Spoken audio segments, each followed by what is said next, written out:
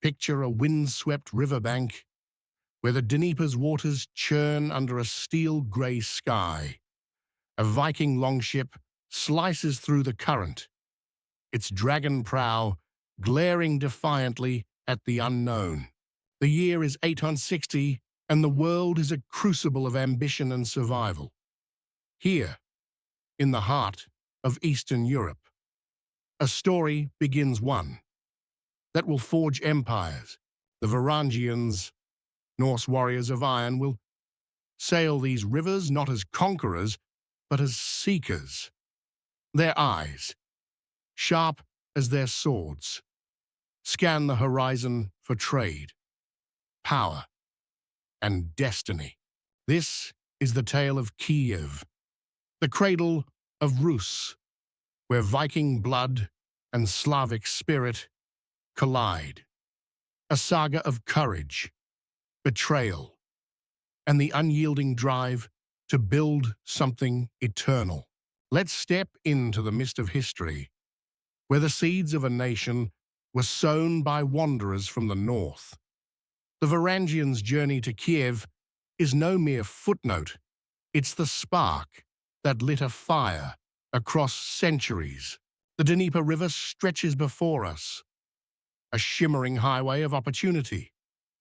Its banks teem with Slavic tribes, merchants, and whispers of distant empires. The Varangians, hailing from Scandinavia, are no strangers to hardship. Their longships, marvels of oak and sinew, carry dreams as heavy as their cargo. Imagine a warrior named Rurik, his face weathered by salt and storm, standing at the prow. In his heart burns a vision, not just wealth, but a legacy carved into the earth. Rurik's mind races as the river bends toward Novgorod, a bustling trade hub. Could this land, wild and untamed, become the foundation of something greater? The Slavic tribes here are fierce, their loyalties divided, their villages scattered. Yet Rurik sees potential, a chance to unite them under a single banner. Historical records, like the Primary Chronicle, tell us Rurik arrived around 862. He was invited, or perhaps imposed himself, as a leader to bring order to chaos. The Chronicle paints a vivid picture: tribes warring, trade faltering, hope fading. Rurik, with his Varangian guard, offered stability, a sword to end the strife. But let's linger on this moment. As Rurik steps onto Novgorod's soil, the air is thick with the scent of pine and the murmurs of wary locals. His boots sink into the mud, a foreign land claiming him as much as he claims it. In his eyes, you see not arrogance, but calculation, a man weighing fate itself. Brothers, Rurik's voice booms to his crew. This is no mere outpost. This is where we build a name that echoes beyond our graves. The Vikings' presence wasn't just muscle, it was a catalyst. They brought trade routes, connecting Byzantium's gold to Baltic amber. Archaeological finds, like Norse weapons in Novgorod's graves, confirm their influence. These weren't raiders, they were builders, blending cultures into something new. Now shift to a Slavic elder, watching these newcomers with narrowed eyes. His name is Vladimir, a man of tradition, his heart tied to the old gods. Vladimir's hands tremble as he grips his staff, standing before his village. Foreigners with strange tongues now walk his land. What do they bring? They speak of unity. Vladimir mutters to his kin. But at what cost? His voice carries the weight of a man torn between fear and hope.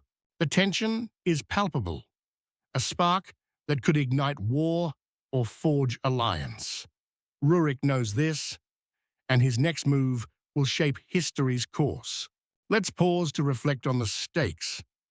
As the sun dips below the horizon, two worlds collide, Norse ambition and Slavic resilience on a knife's edge. The Dnieper's waters catch the dying light, a mirror to the uncertainty below.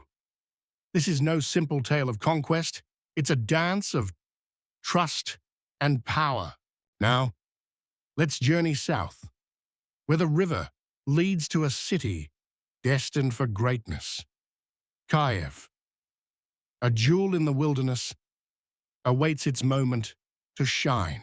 The year is 882, and Rurik's successors, Oleg and Igor, set their sights on this prize. Kiev is no backwater. It's a crossroads of trade, faith, and ambition. Picture Oleg, a Varangian prince, his armor gleaming under a crimson cloak. His longship glides toward Kiev, a predator stalking its prey. The city's wooden walls rise from the riverbank, defiant, yet vulnerable. Slavic tribes, the Polianians, hold sway here, but their rule is fragile. Oleg's heart pounds not with fear, but with the thrill of opportunity. Kiev will be ours, he whispers, his breath fogging in the dawn chill. The primary chronicle recounts Oleg's cunning. He posed as a merchant to lure Kiev's leaders. Askold and Deer, the city's rulers, stepped into his trap, unaware of their doom. Imagine the scene: a bustling market, merchants haggling, children darting through stalls. Oleg's men, disguised, blend into the crowd, their hands close to hidden blades. Askold, proud and unsuspecting, approaches Oleg's ship with Deer at his side. "Welcome, trader," Askold calls, his voice warm but guarded. Oleg's smile is a blade's edge, sharp and cold. "I am no merchant," he declares, "but the master of this land." The market falls silent, as if the world holds its breath. In a flash, Oleg's warriors strike, and Askold's blood stains the earth. The crowd gasps, some fleeing, others frozen in awe or terror.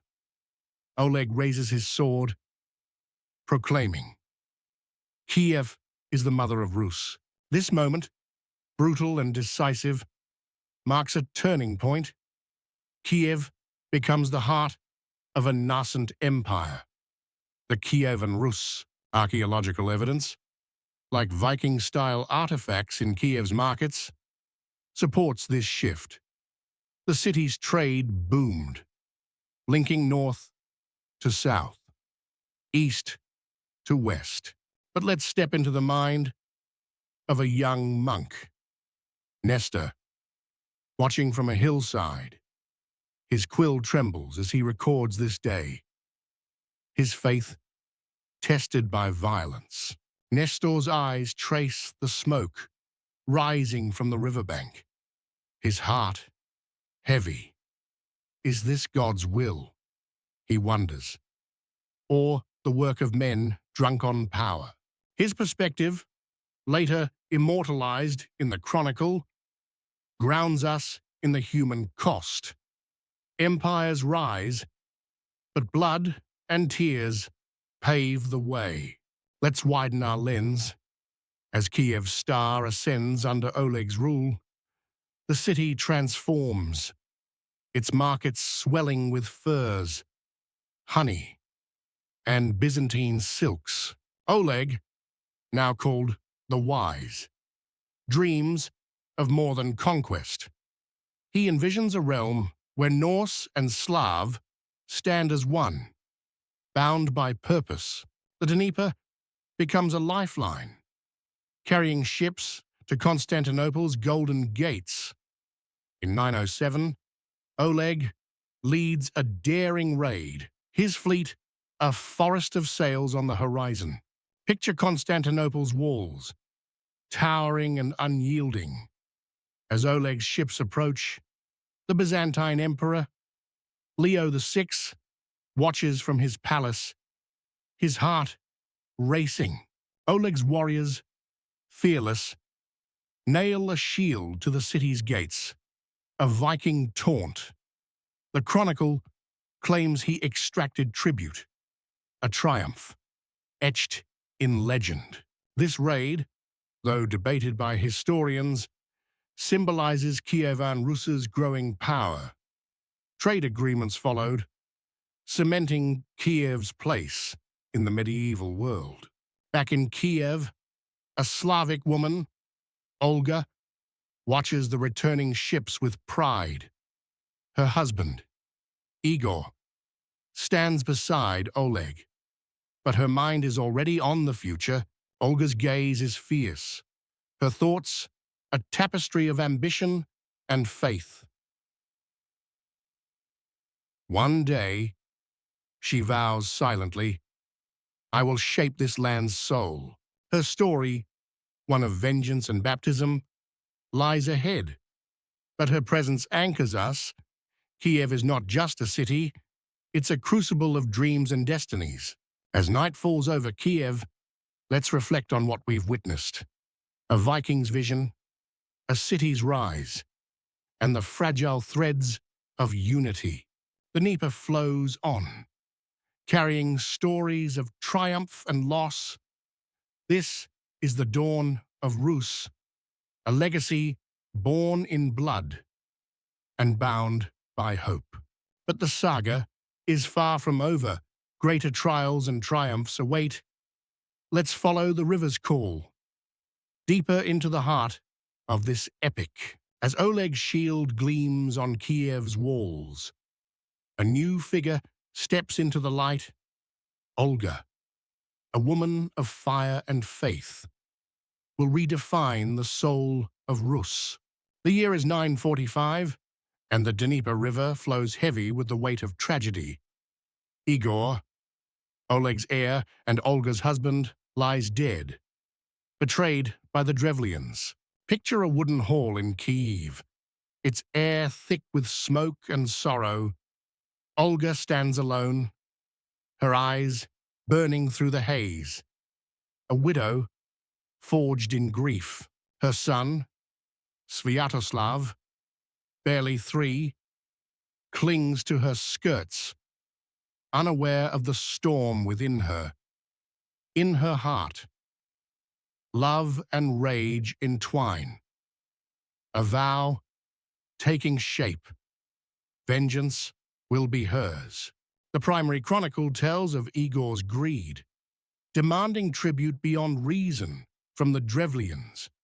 Their rebellion ended his life, but it ignited Olga's wrath, a spark that will consume all. Let's linger here, in the dim light of Olga's hall, as she paces before her advisors.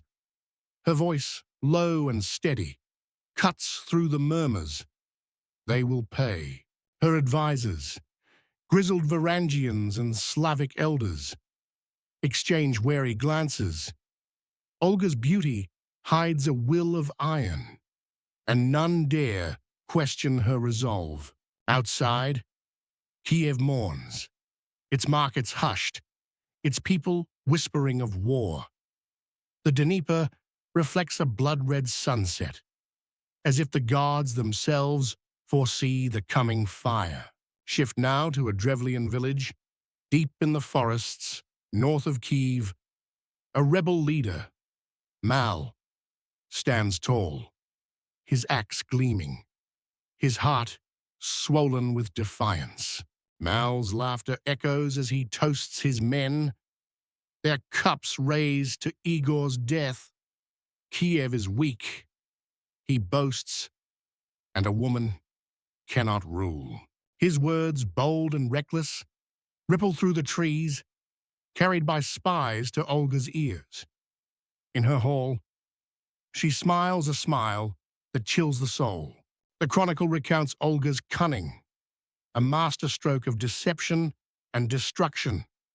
She invites the Drevlians to send envoys, claiming peace, but her heart plots otherwise. Imagine the scene, a crisp autumn morning. The Dnieper's banks alive with tension. 20 Drevlian envoys, proud and unsuspecting, approach Kiev's gates. Olga greets them, her gown flowing like water, her voice sweet as honey.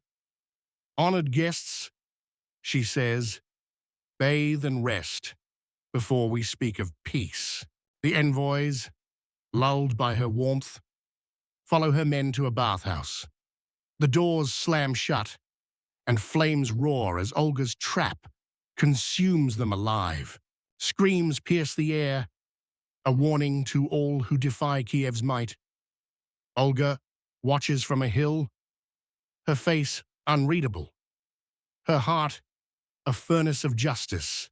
The chronicle claims she buried another group alive, her vengeance unrelenting.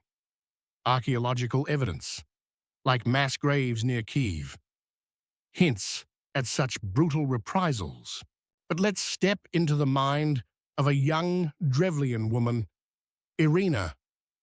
Hiding in her village, her brother was among the envoys, and her world crumbles with each report of death. Irina's hands tremble as she clutches a wooden idol, praying to Perun for salvation. "Is this Olga a demon?" she whispers, "or a goddess of wrath?" Her fear mirrors the Drevlians' dawning realization: Olga is no mere widow. She is a force, reshaping the land with blood and cunning. Now, picture Olga herself, leading a war band to the Drevlian capital. Iskorostan. Her armor gleams, her eyes fixed on the city's wooden walls. Defiance in every step. The chronicle tells of her final act of vengeance, a siege, a trick, and a city in flames. She demanded sparrows as tribute, then tied burning tinders to their tails. As night falls, the birds return to their nests, and Iskorostan becomes an inferno. Olga's warriors storm the ruins, her victory absolute, her legend sealed. Stand with a Kievan soldier, Sven, watching the flames from a distance. His Norse blood thrills at the destruction, yet his heart questions the cost. "Olga is our strength," Sven murmurs. But what gods guide her? Now his words hang in the smoke, a whisper of the change to come. Let's journey beyond vengeance, to a moment that will echo through centuries. Olga, now regent for Sviatoslav, turns her gaze to Constantinople, the city of gold. The year is 957, and the Dnieper carries her south, toward a destiny greater than revenge. Her longship cuts through the waves, a queen sailing to meet an emperor. Picture Constantinople's splendor, marble domes, bustling markets, the Hagia Sophia's golden light. Olga steps ashore, her Varangian guard at her side, her heart open to wonder. The Byzantine emperor, Constantine VII, greets her, his eyes appraising this northern queen. "Welcome, Helena," he says, bestowing a Christian name, a gesture of respect. Olga's breath catches as she enters the Hagia Sophia, its icons glowing in candlelight. For the first time, her iron will softens, touched by a faith she cannot yet name. A Byzantine priest, Father Nicholas, watches her, his prayers fervent. This woman, he thinks, could bring light to a pagan land. The Chronicle and Byzantine records confirm Olga's baptism, a pivotal moment For Rus, she returned to Kiev not just as a ruler, but as a beacon of Christianity. Imagine Olga kneeling before the altar, the weight of her past falling away. "Guide me," she whispers to the unseen, her voice trembling with purpose. Back in Kiev, her court is divided. Pagan warriors scoff, but some see her vision. Olga's faith is no mere ritual, it's a seed planted in the soul of Rus. Shift to a Slavic boy. Yuri, watching Olga pray in a small wooden church. His young mind grapples with this new god, so different from the thunder of Perun. Yuri's eyes widen as Olga speaks of love and eternity, words that stir his heart. Could this be truth? He wonders, a question that will shape generations. As Olga's reign continues, Kiev grows stronger, its trade routes thriving, its faith evolving. But her son, Sviatoslav, clings to the old gods, a shadow over her hopes. Picture a quiet moment in Olga's chamber, her hands tracing a Byzantine cross. Her thoughts drift to Sviatoslav, a warrior born for battle, not for prayer. "Sviatoslav," she murmurs, "will you see what I see?" Her voice carries a mother's love, tempered by the weight of a queen's duty. The chronicle notes Sviatoslav's rejection of Christianity, a tension that defines Olga's later years, yet her baptism laid the foundation for Vladimir's conversion decades later. Let's stand on Kiev's hills, where Olga gazes at the Dnieper's endless flow. Her legacy is not in flames or blood, but in the faith she dared to embrace. Her story is a bridge between worlds pagan and Christian, vengeance and redemption. Olga, the fire of Rus, has lit a flame that will burn for centuries. But the saga of Rus is far from complete. A new leader waits in the wings. Let's follow the river's call to Vladimir, whose choices will baptize a nation. Olga's faith planted a seed, but it is her grandson, Vladimir, who will water it with destiny. His choices will echo through 1,000 years, forging a nation's soul. The year is 978, and Kiev stands at a crossroads, its wooden walls weathered by time and ambition. Vladimir, a young prince of fierce eyes and fiercer will, seizes the throne through blood and cunning. Picture a stormy night, the Dnieper River churning under a sky split by lightning. Vladimir's boots echo in Kiev's great hall, his brothers' deaths paving his path to power. The primary chronicle tells of his fratricide, a brutal climb to unite the Rus under one ruler. Yet in his heart, Vladimir seeks more than a crown, he seeks a legacy. Let's stand with him now, as he gazes over Kiev's bustling markets from a hilltop. The wind carries scents of honey, fur, and distant lands, whispering of opportunity. Vladimir's hands clench, his mind racing with questions of gods and empires. "Strength alone won't bind this land," he mutters. But what will? His early reign is steeped in pagan rites, the old gods of thunder and fire reigning supreme. Temples to Perun rise in Kiev, their wooden idols glaring over sacrificial altars. Shift to a pagan priest, Gostomisl, his robes stained with ash, chanting before Perun's statue. His voice trembles with zeal, but his eyes betray fear. Change is coming. Gostomisl's heart pounds as he hears whispers of Vladimir's doubts. The prince questions the gods. He hisses to his acolytes, and we must hold fast. The chronicle notes Vladimir's restlessness, his search for a faith to unify his people. He sends envoys to explore Judaism, Islam, and Christianity, seeking truth amid chaos. Imagine a smoky council chamber where Vladimir sits with his advisors, their faces lit by flickering torches. A Varangian warrior, Bjorn, leans forward, his voice gruff. The gods of our fathers served us well. But Vladimir's gaze is distant, his thoughts on the empires beyond his borders. Byzantium thrives, he says, and their god binds them as one. Let's journey with Vladimir's envoys as they sail to Constantinople in 987. The Hagia Sophia looms before them, its dome a crown of light, its mosaics alive with divine glory. An envoy, Ivan, stands awestruck, his breath stolen by the choir's hymns.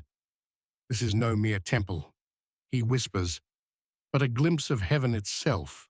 The chronicle recounts their report to Vladimir. Byzantium's faith outshines all others. Yet his choice is not just spiritual, it's political. A bridge to a powerful ally.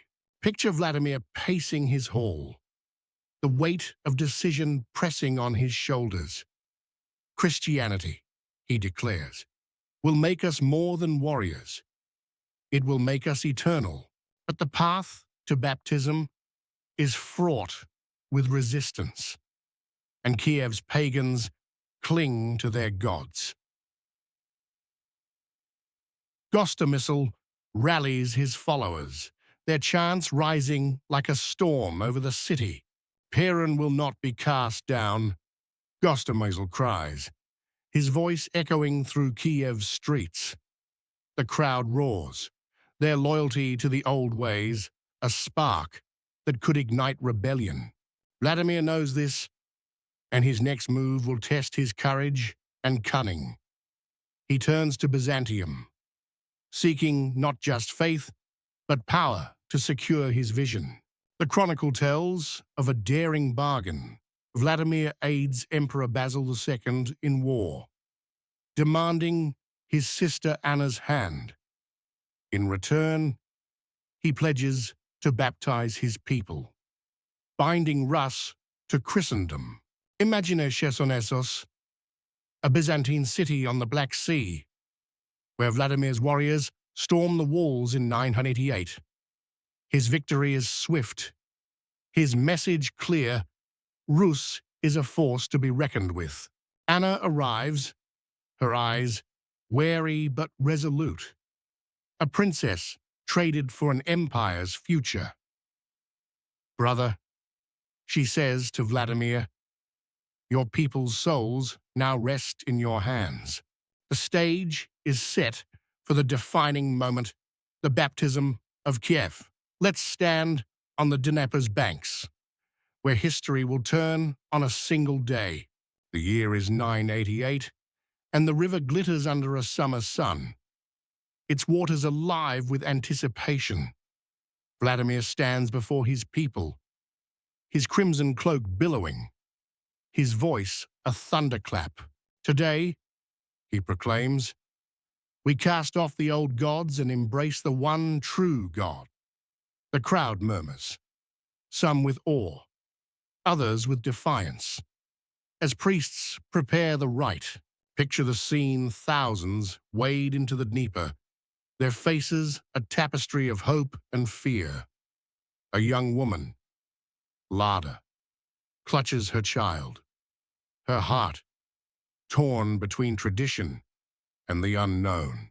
Lada's eyes meet Vladimir's, and she sees not a tyrant, but a man burdened by destiny. Will this God protect us, she wonders, stepping into the water's embrace.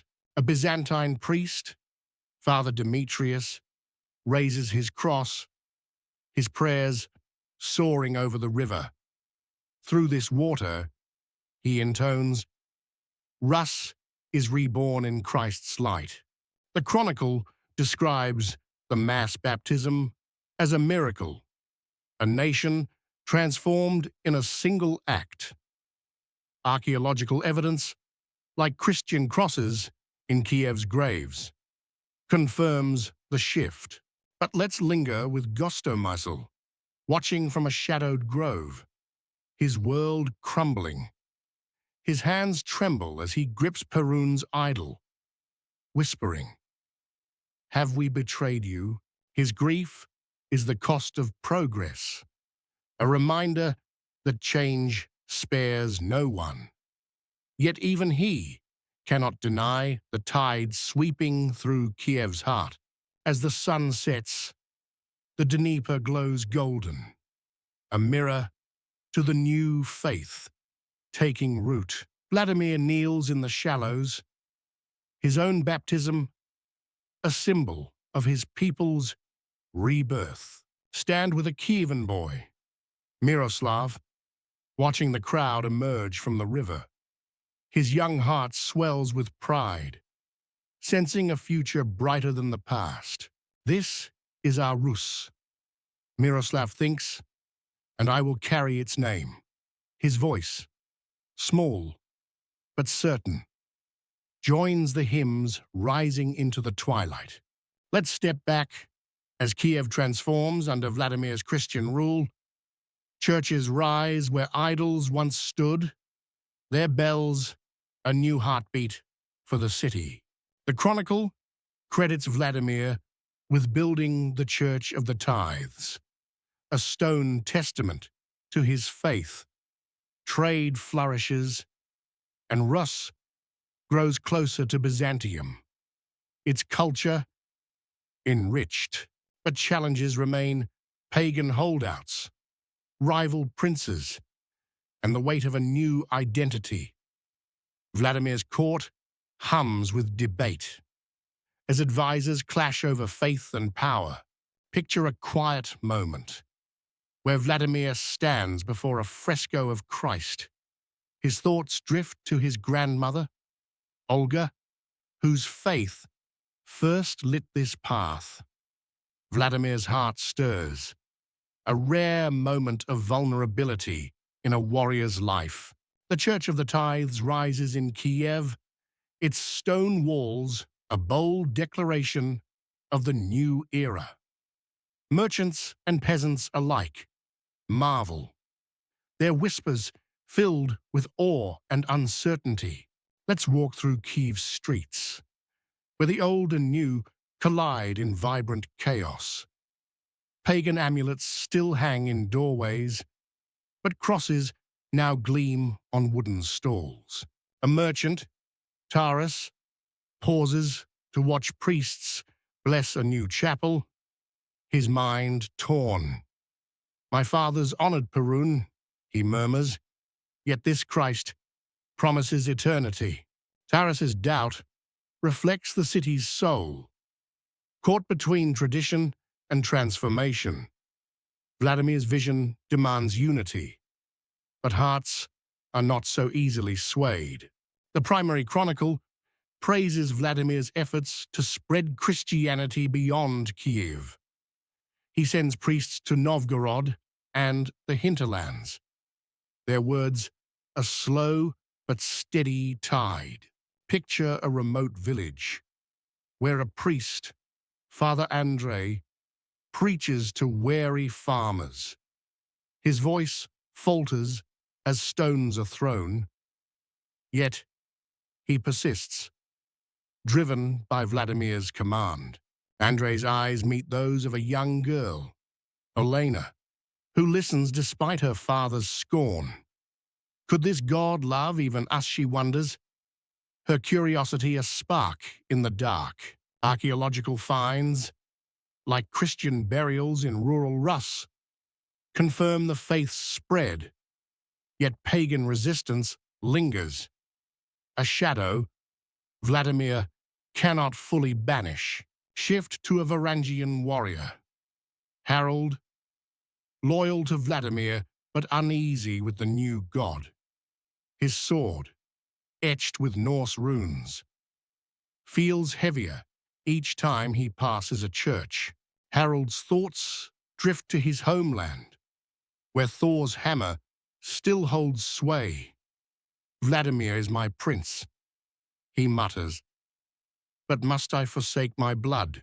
His loyalty is tested in 989 when pagan rebels rise in the north, defying Kiev's rule. The chronicle recounts Vladimir's swift response, crushing the uprising with fire and steel. Imagine the clash, a snow-dusted forest, where Vladimir's warriors charge through mist. Screams and steel ring out as Harold fights for a cause he barely understands. The rebel leader, a shaman named Yaroslav, falls, his blood staining the frost. Perun lives. He gasps, his final breath a defiance that haunts Vladimir's victory. Let's stand with Vladimir on the battlefield's edge, his breath fogging in the cold. His triumph is hollow, for he knows force alone cannot bind a people's soul. The chronicle tells of Vladimir's next move not swords, but schools and churches. He builds learning centers, teaching Slavic and Greek, forging a Christian elite. Picture a wooden schoolroom in Kiev, where boys chant scripture under a monk's watchful eye. One boy, Dmitri, dreams of serving Vladimir, his quill scratching a future for Rus. Dmitri's pride mirrors the growing confidence of a nation finding its voice. Kiev's scribes, trained in Byzantine script, weave a new cultural tapestry. Byzantine influence deepens as icons and frescoes adorn Kiev's churches. Archaeological evidence, like the Church of the Tithes foundations, reveals this splendor. Let's journey to Vladimir's court, where Byzantine envoys bring gifts and counsel. A diplomat, Kievan Rus, bows to Vladimir, his voice smooth. You are Christendom's shield. Nikephoros' words flatter, but his eyes scan for weakness in this northern king. Vladimir smiles, knowing his alliance with Byzantium is a delicate dance. Anna, Vladimir's Byzantine wife, watches from the shadows, her heart divided. My brother's empire shapes us, she thinks, but Rus will forge its own path. Her presence in Kiev, a living link to Constantinople, strengthens Vladimir's rule. Yet she longs for the Hagia Sophia, her faith a quiet anchor in a foreign land. The chronicle credits Vladimir with codifying laws, blending Slavic custom with Christian ethics. His church statute protects the weak, a step toward justice in a brutal world. Imagine a marketplace dispute, where a thief faces Vladimir's judgment, mercy, not death. Vladimir declares, his voice firm, for Christ forgives. The crowd murmurs, some nodding, others skeptical of this new leniency. Vladimir's laws, though imperfect, plant seeds of order in a fractious land. Let's shift to a commoner, Maria, whose son was spared by Vladimir's mercy.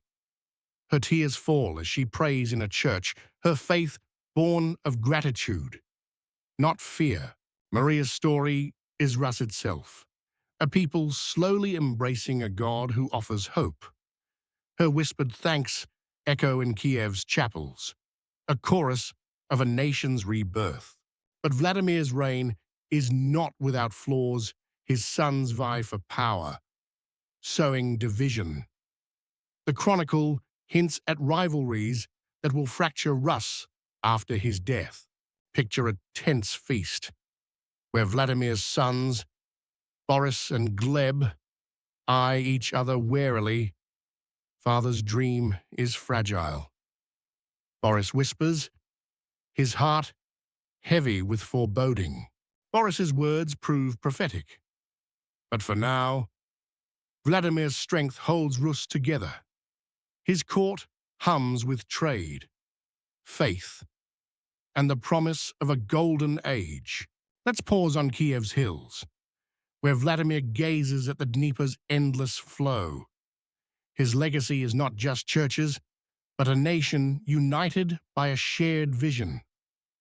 The Chronicle calls him the Great, a title earned through blood, faith, and will.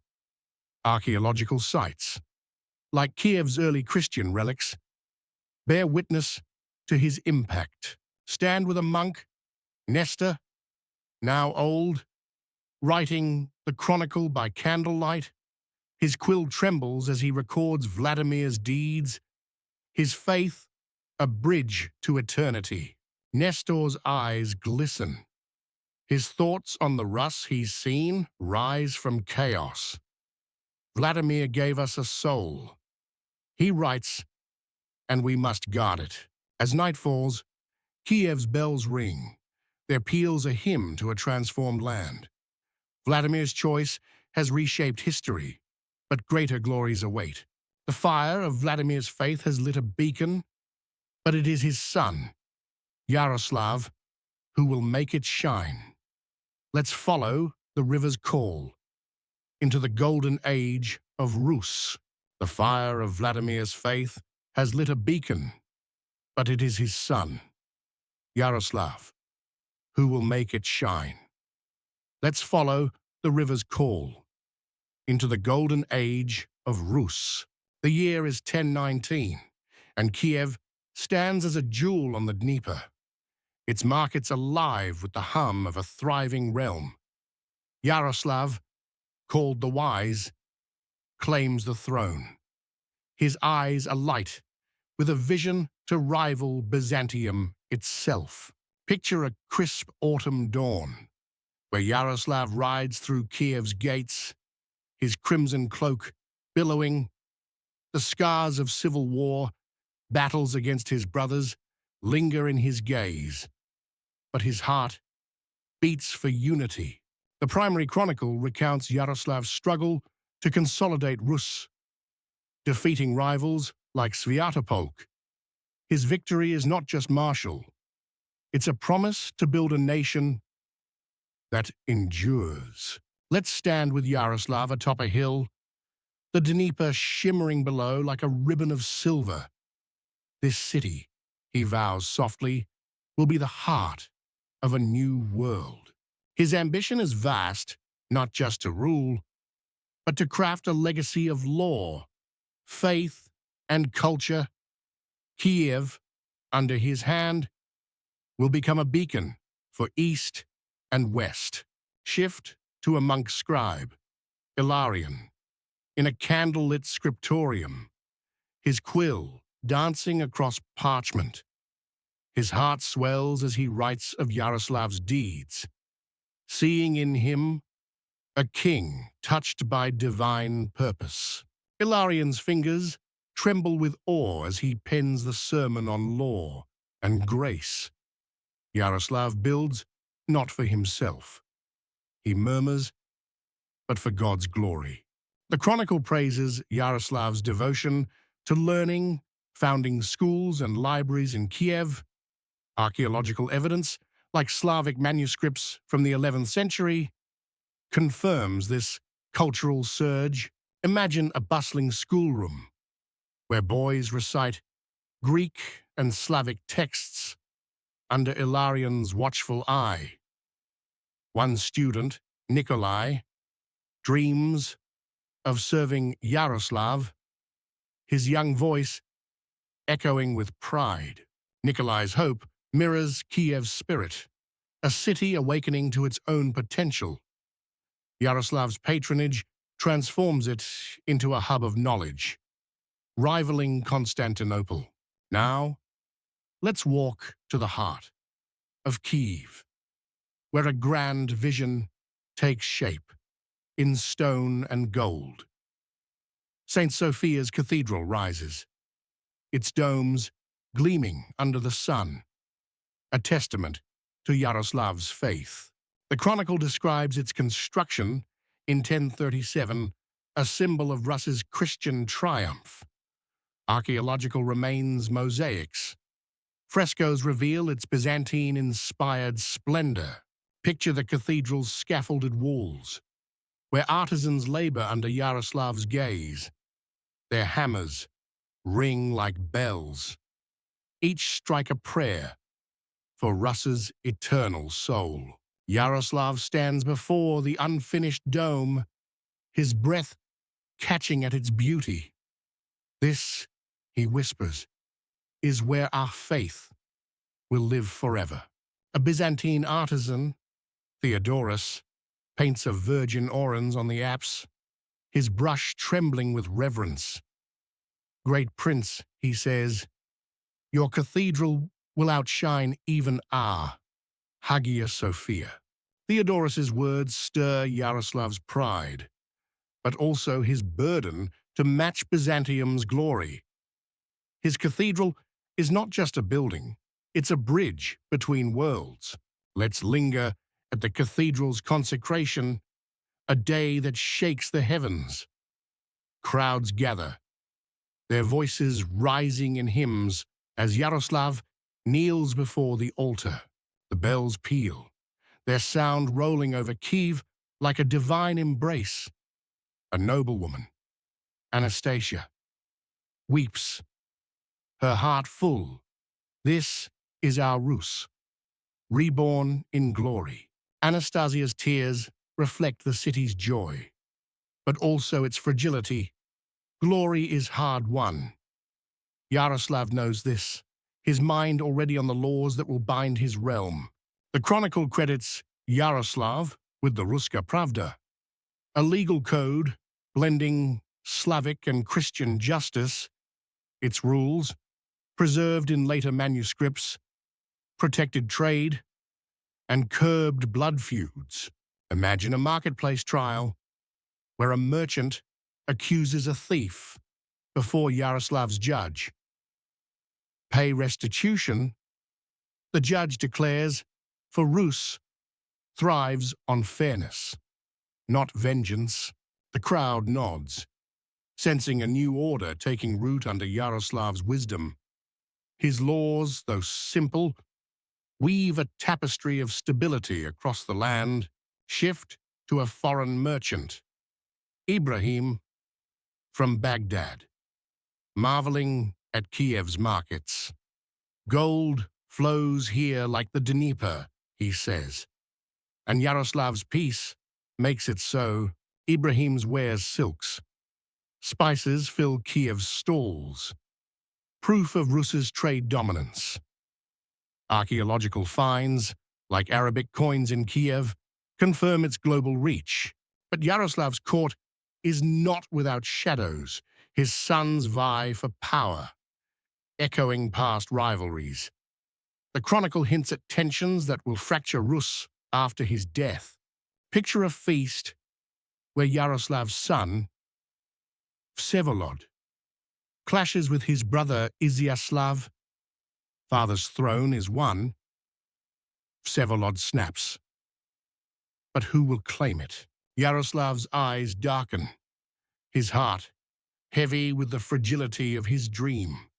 "Unity," he says, "is our strength divide, and we fall." Let's journey beyond Kiev to Novgorod, where Yaroslav strengthens his northern stronghold. Its Kremlin walls rise, a bulwark against rebellion and invasion. A Novgorod artisan, Stepan, carves a gate for the city, his hands steady with pride. Yaroslav trusts us, he thinks, and we build for his vision. Stepan's work, like Kiev's cathedral, binds Rus's regions into a single story. Yaroslav's diplomacy Marrying his children to European royalty extends that story abroad. The chronicle notes his daughter Anna's marriage to France's Henry III, a tie to the West. Byzantine and Scandinavian alliances further cement Rus's place in the world. Picture a diplomatic hall where a Norwegian envoy, Olaf, bows to Yaroslav. "Your Rus," Olaf says, "is a power no king can ignore." Olaf's respect is hard-earned, a testament to Yaroslav's skill in war and peace, yet he remains humble. His faith grounding his ambition. Let's stand with Yaroslav in St. Sophia's, its mosaics glowing in candlelight.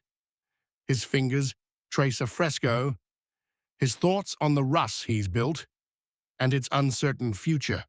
The chronicle calls him the Wise for his laws, churches and learning.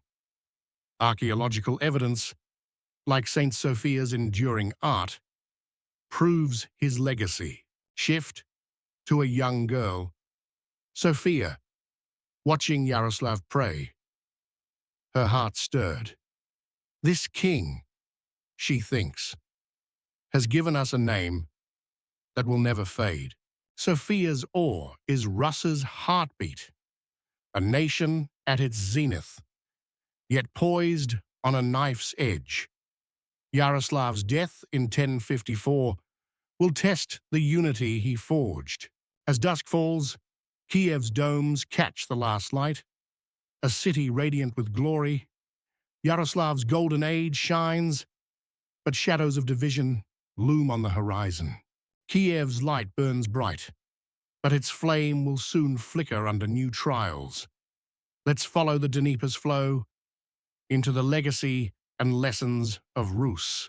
Kiev's light burns bright, but its flame will soon flicker under new trials.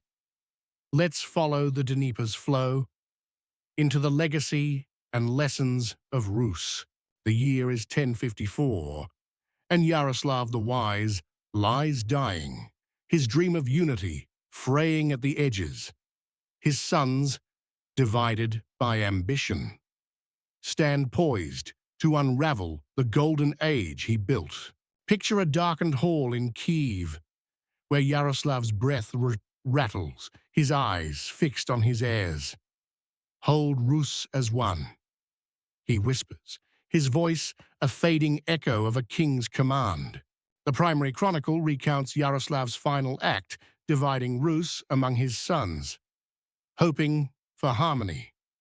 Yet his death ignites rivalries, as princes vie for Kiev's throne, their swords drawn. Let's stand on Kiev's hills, where the Dnieper reflects a city still radiant, but tense. Merchants whisper of feuds, and church bells ring with a note of warning. A noblewoman, Elena, watches her sons join rival princes, her heart torn. "Will Yaroslav's Rus survive us?" she murmurs, her hands clutching a cross. Elena's fear mirrors the land's unrest, as brother turns on brother in a spiral of greed. The chronicle laments this era, when Kiev's power wanes under divided rule. Shift to a monk, Rurik, in St. Sophia's Cathedral, his prayers fervent for peace. His quill hesitates over parchment, recording a Rus fractured by its own blood. Rurik's eyes trace the cathedral's mosaics, their glow a reminder of Yaroslav's glory. "God," he pleads, "save us from ourselves, for we forget our strength." Archaeological evidence, like damaged artifacts from this period, hints at growing instability. Trade falters, and Kiev's markets, once vibrant, grow quiet under the shadow of war. Imagine a marketplace where a trader, Vladimir, packs his wares, his face grim. "Princes fight," he mutters, "and we pay the price with empty stalls." Volodymyr's despair is Rus's heartbeat, a nation slipping from its zenith. Yet even in decline, Kiev's legacy, its faith, laws, and culture endures. Let's journey to 1169, when a new blow strikes rival princes, sack Kiev itself. The chronicle describes Andrei Bogolyubsky's raid, a wound to Rus's heart. Picture Kiev's walls breached, flames licking St. Sophia's domes as citizens flee. Elena, now old, clutches her grandchildren, her sobs lost in the chaos. Her voice breaks. This is no Rus, but a grave for Yaroslav's dream. Her grief is a requiem for a city that once rivaled Byzantium. The sack shifts power north to Vladimir Suzdal, but Kiev's spirit lingers. Its churches, though scarred, stand as beacons of a shared identity. Now, let's face the storm that will break Rus, the Mongol invasion of 1237. Batu Khan's horde sweeps from the steppes, a tide of hooves and fire. The Chronicle and Mongol records describe their relentless advance, sparing none. Kiev, weakened by division, stands little chance against this tempest. Imagine a winter dawn in 1240, the Dnieper frozen, as Mongol siege engines pound Kiev's gates. A defender, Mikhailo, grips his spear, his heart pounding with defiant resolve. Mikhailo's eyes scan the horizon, where smoke rises from burned villages. For Kiev, he shouts, we fight, though the gods forsake us. The gates splinter, and the Mongols pour in, their blades a merciless storm. St. Sophia's bells toll one last time, drowned by screams and shattering stone. Archaeological layers of ash and rubble in Kiev confirm the city's destruction. The Chronicle mourns Kiev, mother of Rus, lies in ruin. Shift to a survivor, Oksana, fleeing through snow. Her child clutched tight. Her tears freeze on her cheeks as she whispers, what now? For Rus.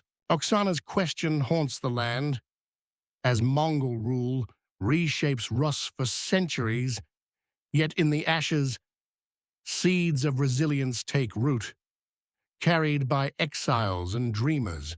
Let's step forward to a modern historian, Dr.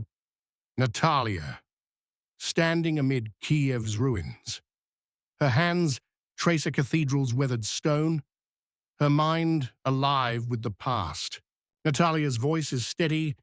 Kiev fell, but its soul never did. Her research, grounded in chronicled texts and artifacts, reveals Rus's enduring impact. The legacy of Rus lives in Ukraine's churches, Russia's laws, and Belarus's folklore. St. Sophia's mosaics, still vibrant, whisper of a culture that survived. Imagine Natalia addressing a crowd, her words a bridge from past to present. Rus teaches us, she says, that unity and vision outlast even the darkest storms. Her audience, young and old, nods, their hearts stirred by a shared heritage. Kiev's story, though tragic, is a testament to human endurance. Let's reflect on a Kievan exile. Ivan, in 1241, rebuilding in a distant village. His hands shape a wooden cross, his faith a spark from Vladimir's baptism. Ivan's voice is soft. Rus is not a city, but a spirit we carry. His resolve mirrors the countless souls who kept Rus alive through centuries. The chronicle fades here, but its echoes resonate in modern nations. Archaeological sites, like Kiev's rebuilt churches, prove the past's persistence. Now, let's stand by the Dnieper, its waters eternal, carrying Rus's story to us. From Rurik's ambition to Yaroslav's wisdom, this saga is our mirror. What lessons does Rus offer courage to build, like Rurik, even in uncharted lands? Resilience, like Olga, to rise from loss and forge a new path. Vision, like Vladimir, to unite through bold choices. Wisdom, like Yaroslav, to invest in knowledge and justice. And above all, unity. Rus fell because it divided. A warning for today. Imagine applying these lessons, build communities that bridge differences, lead with courage, learn from loss, and hold fast to shared dreams. The chronicle and artifacts show Rus's strength in its people, not its walls. We, too, can rise above division, crafting legacies that endure. Let's linger by the river, where Kiev's light still flickers in our hearts. Rus's story is ours to learn, to grow, and to carry forward.